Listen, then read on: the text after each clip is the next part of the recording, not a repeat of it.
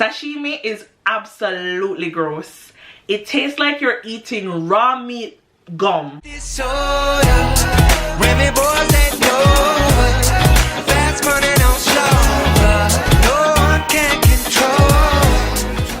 guys, and welcome back to Tomi's World. You already know it's your girl Tomi, and I am back with another video.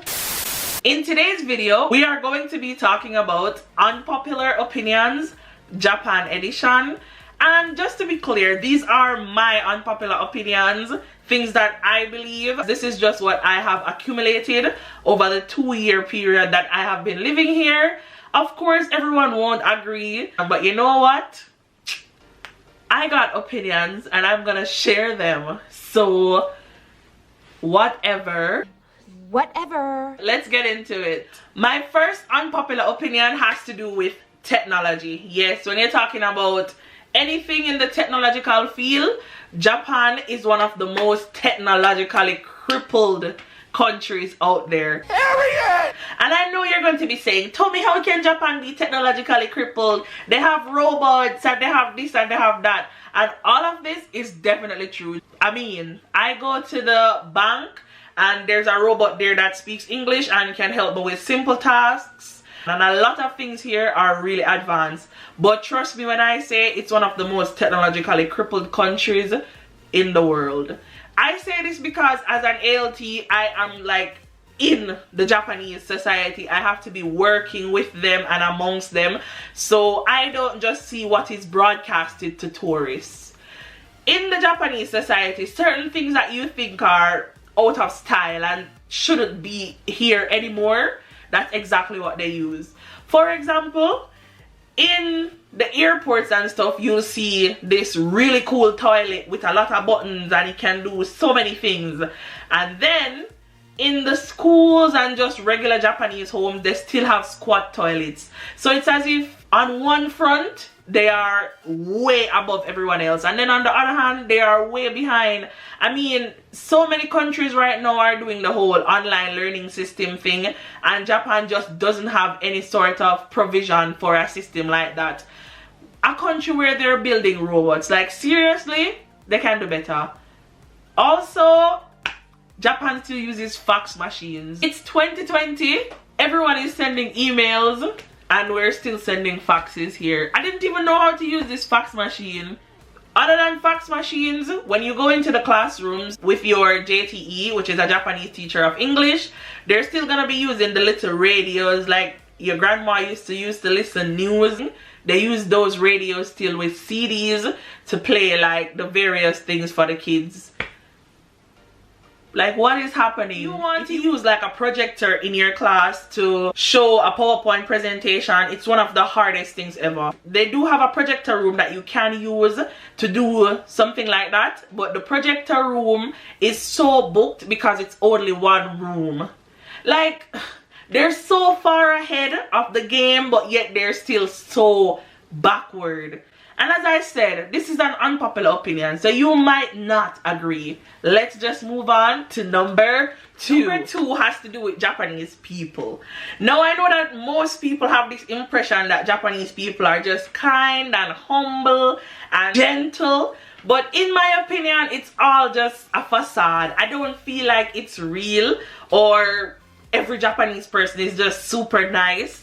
First and foremost, in the Japanese society, especially if you're going to be in Tokyo, people don't say things like, excuse me. They'll just walk and literally hit up into you.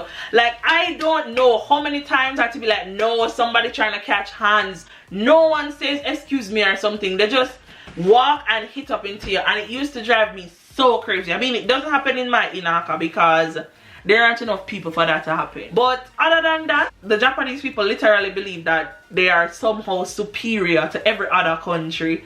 They just believe that they are it. You know what I mean? I don't know how to explain it. But many people just believe that, oh, the Japanese are so gentle and kind. But my opinion of them is just so much different. They do certain things that people will think, oh, they just don't know what they are doing. But they do know because they're not stupid.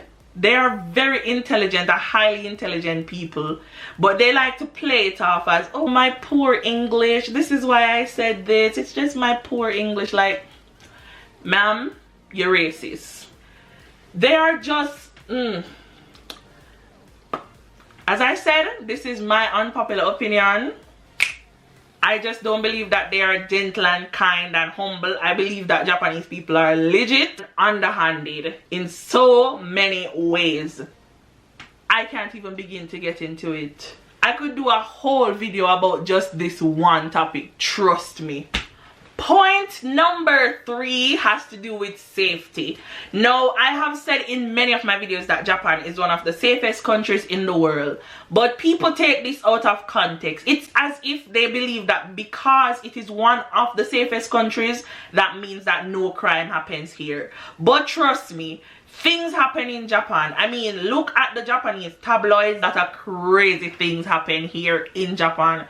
Trust me. So I don't want people to believe that, oh, it's just the safest country in the world and that's it, nothing happens here. Things happen here. They even have gangs. I mean, have you ever heard about the, what are they called? But yeah, crime happens here. And the other thing about the safety in Japan that is also an unpopular opinion is that the safety in Japan comes at a very expensive cost. People here are miserable, and I do believe that it's because of this safety. I think what they do is they try to suppress everyone else, and they do this from a very young age. So once you are in high school, elementary school, school lasts literally all day. Once school is over, they have school after school. So they go to these after school classes that last until 7 or so. They don't have any time to do anything wrong. They also have no time to be a child. But this also leads them to be like super crazy because they have been working so hard all their life. They don't know how to just take a chill pill and relax. You know what I mean?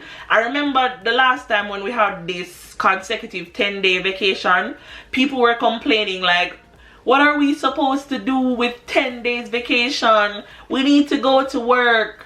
Really, like, y'all need to just chill out, relax. It's not that serious. So in my opinion, the safety in Japan does come at a very difficult cost. I don't know.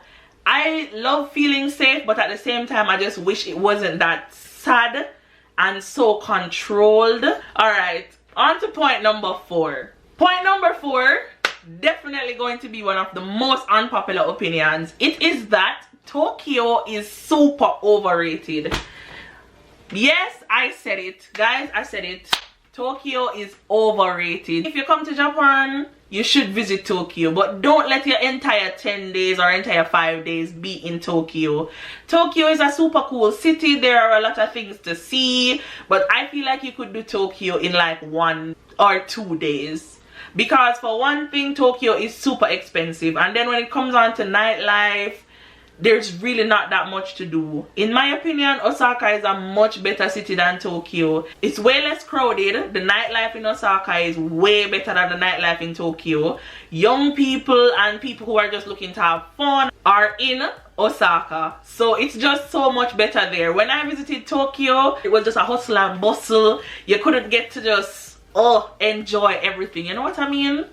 Plus, when you are in Osaka, you are right next to Kyoto. So even though you have the hustling and the bustling, the nightlife, and all the things that you could ever want to see in Osaka, you can just take a little 45-minute ride, I think, not sure, over to Kyoto, and then you get to experience a whole other side of Japan because they're just so close together. In Tokyo, I feel like there's really not that much to do, especially if you're looking for things that you don't have to pay to do. I mean, there are amazing experiences that you can do in Tokyo, like the Robot Hotel, or that really cool museum with the lights. That's pretty cool. They have one of the highest towers in the world. But get out of Tokyo. It's overrated. See it in a couple days, do all the things that you really want to do, but then leave. Trust me. The next thing I'm going to talk about is the service in Japan. People seriously believe that the service in Japan is the best service in the world. But what you don't realize is that they literally never get anything done. So they are so kind, and instead of like telling you no or being mean or, you know, rolling their eyes and being disrespectful like some countries, I won't mention their name, America. So it detracts from the fact that they really don't get anything done. Case in point, my Wi-Fi in my house is not working at this moment, and I have to wait until June 1st before it actually activates again. I'm with AU. Not gonna say you shouldn't get them. Definitely not gonna say you should. So I go to the store. We're in the store for like an hour talking about all the things that are wrong, and he's like so polite. I even ended up buying an unlimited data plan from AU, even though my AU plan is going to finish in like 2 months, and I was planning to not go with them. I ended up buying an unlimited data plan because he's so nice, so polite. But once I leave the store, I realized that nothing got fixed. The Wi-Fi is still not working, guys. Nothing gets fixed because they have such a hierarchical, what is the word? You never really get anything done. And because the system is so strict and stagnant, they will give you a runaround like, do you want to talk to this person, this person, this person, this person, but you never get anything done. Seriously. I'll give you a simpler example. If you go to McDonald's and you try to order a burger, probably you don't like onions on your burger. So you order 1 Big Mac, no onions. That's not a thing. If you don't want onions on your burger, you have to take it off yourself. And I'm telling you that they will call the manager. They're like, oh, sumimasen, chotomate kudesai. Then they run over, they call the manager, and the manager comes, and then he'll say, you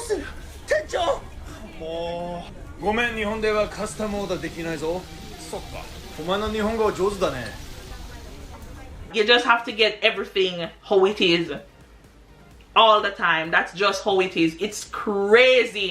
It blows my mind.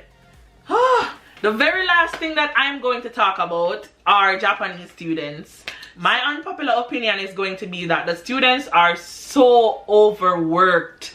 Oh my god. Like, they give them so much work to do that it's crazy.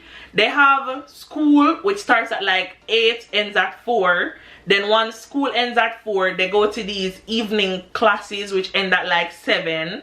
Plus they have to find time to do an extracurricular activity, because I think that's kind of mandatory. You have to do it, which is great because you want to raise a fully well-rounded student. But all of this gets just a little bit too much for me, because the kids, especially the baseball boys, they'll be sleeping in class because they're so exhausted. I've talked about it with my other teachers before, and they're like, no, the kids are fine, it's all good.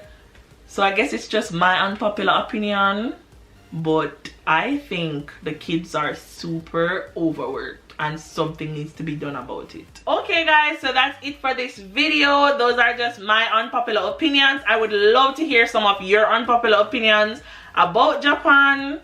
Go ahead and leave those in the comment below. Please don't forget to like, share, and subscribe. Support your girl, you know. Okay guys, so I will see you in my next video. Bye. Mwah.